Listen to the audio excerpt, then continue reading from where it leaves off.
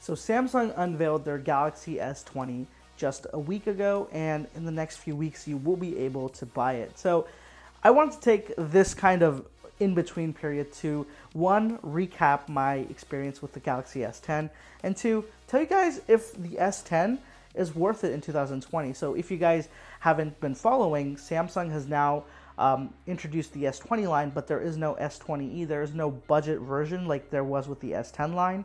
So now this is the budget version. So the S10 line now starts at $750, and you can still buy that direct from Samsung. So I wanted to give a recap of my experience with it over the last year, technically 11 months at this point, and my total just thoughts on it in 2020 and if it's worth the buy. So getting right into it, I want to talk about my experience with the phone. I got it about 2 weeks after launch.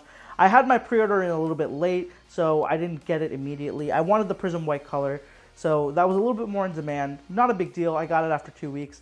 I did also get the offer, the introductory offer. If you pre-ordered, you got the Galaxy Buds for free with it, and I got that as well. Very cool. I was very happy with that. So it's just been a great phone. I got it in late March of 2019, and for the first time ever, I completely switched to an Android phone.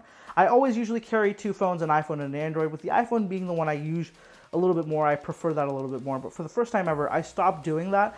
I didn't double carry. I picked out my SIM out of the iPhone 10, the 10s, put it into this, and used this for like 3 or 4 months, and didn't carry the iPhone with me. It was still with me like sometimes, but 90% of the times this was the only phone I carried, and that taught me a lot about it. I think I haven't had such a interaction with an Android phone in ever. Like, this is the first time it's ever happened. So I did make a video outlining the pros and cons in a lot of detail. I'm gonna have the link somewhere up here so you guys can watch, and in the description.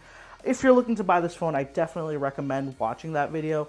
I go through a lot of the things I experienced in a little bit more detail. So here, I'm just going to give you a quick run out. And before I do that, I do want to point out, yes, I did have an issue with the Galaxy S10. If you follow me on the channel or if you've seen the videos, there was an issue with the battery when I first bought the phone. Turns out it was just a defective unit. Once I got it replaced, the phone has been absolutely flawless since then, and I've never had another issue with it. So that being said, let's move on, and let me tell you guys what I love the most about this phone. And I think the biggest thing I love about this phone has to be this color. The color is just absolutely beautiful. Samsung does colors really well, and this phone is no exception. I love the design overall, everything about it. And that positivity carries right towards their display as well. They have a great display.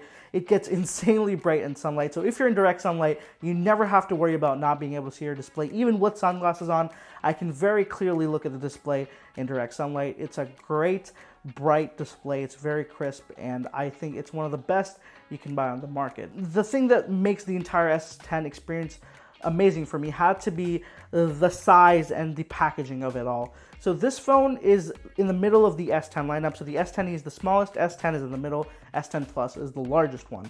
So the S10 sits in the middle, but I think it's the perfect combination of size where I can enjoy content on the display and not feel like things are crammed in, of being able to carry it and use it one-handed without having any strain, and have enough battery life that I don't feel like I'm using this, that I have to go up to a bigger phone to get just decent enough battery life. So this phone has hit that trifecta for me perfectly. Great size, good enough size display, and great battery. So it's just, it goes to show how I've really fell in love with this phone.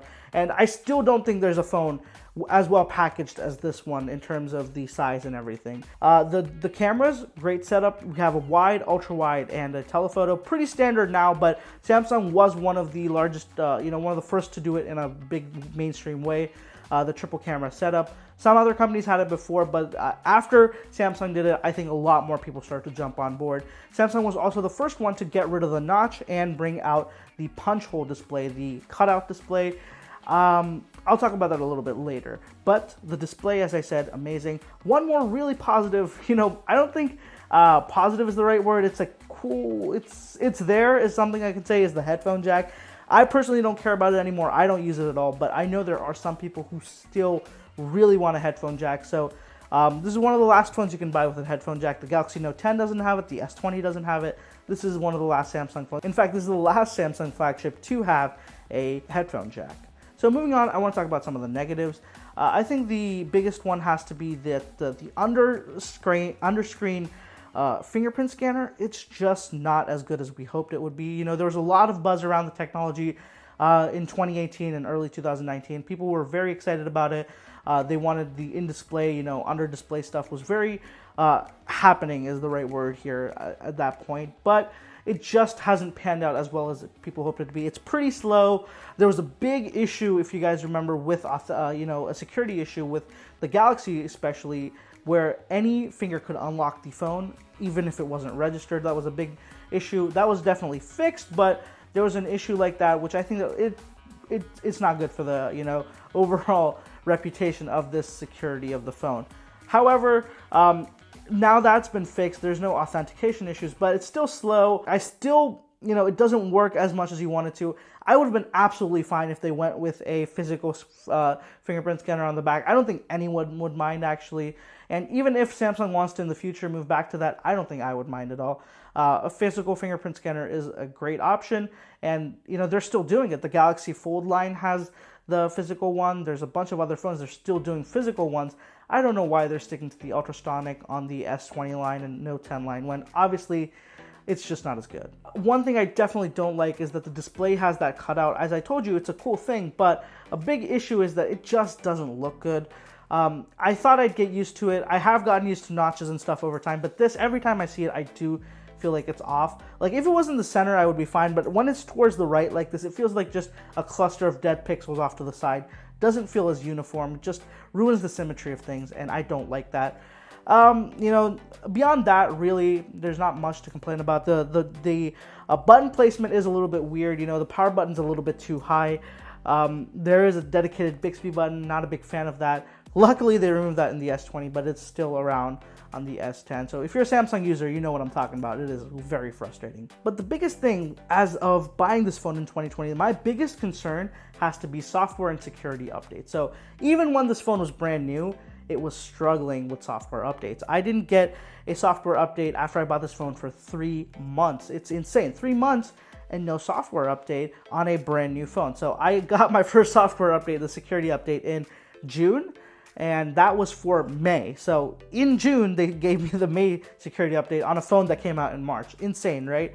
Just makes no sense. Samsung has always been like that. They don't have a good track record with software updates, and they're just not known for keeping up with software updates across the lineup.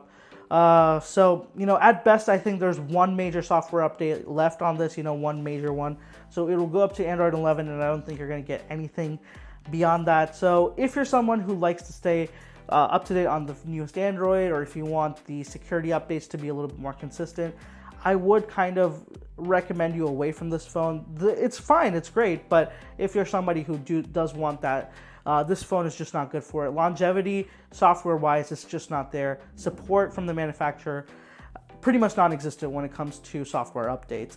Now, that being said, you know, you're still going to get a year. Not most people care about it. Android, it feels pretty much the same even with updates. So not the biggest deal in the world. However, it's definitely something to note when you're buying this phone in 2020, because at the, I say 2020, end of 2020, early 2021, you're going to get your last software update that's major. And then after that, any software update, you're just going to be lucky to get. So that's a big thing, especially when you compare it to iPhones and stuff that get security updates for years. Even other Android phones like OnePlus and Google that send out updates for at least 3-4 years before they stop doing it. It's just not the same with the Samsung. So that's one of the things that in 2020 would be the thing that that pushes me away from recommending it the most. However, I think that nobody should buy this phone brand new from Samsung. Brand new, it costs $750. Don't do that. You can find it on Amazon for way cheaper. You can get it refurbished for way cheaper. And if you want to save even more money, go the used option. Buy a used one in mint or good condition. They're selling for half price. They're selling for $400 to $500. That's insane. For $400 to $500, I can recommend this phone day and night. It's a great phone for that price, but also goes to show you guys there's just not that much resale value on these Samsung flagships. So if you're buying a brand new one, I definitely recommend to just try to find the cheapest deal you can. Just don't pay outright what Samsung wants you to. There's a lot of offers on it. It's been out for a year, so you can find definitely good deals on it. And Samsung is still manufacturing them and selling them, so it's not like it's going to be that hard to find them. As a summary, as I said, great phone. I had a great experience with it over the last couple of months. I'm kind of bummed out that that this phone won't get the software updates and the longevity software-wise as others will. But overall, this is an excellent phone. Try to find it for under $600 and you're golden. It's something I would definitely recommend. Now, is it something I would recommend over the S20? That's a whole other question. The answer is, in most cases, yes, I would. But if you're somebody who likes to keep up to date with software, if you're going to be keeping the phone for more than 2 to 3 years, definitely buy the S20 because you will be happier that you spend the money. With Android, you definitely want to stay on the newest hardware you can, because that's what will give you the most longevity. With this, I would say you're probably good for about another year or two before you see it slow down and have a little bit more issues. So if you're only going to use this phone for about a year or two, definitely go for it. If you're planning on holding it for any more, definitely buy the S20. It is worth that extra money because you'll be able to use it over a longer period of time. So that's it for this one, guys. If you have any stories to add about the Galaxy S10, or if you have any more questions, it's right down there in the, go ahead and feel free to do that down in the comments below. And if you haven't already, I would really appreciate it if you could check me out on social media.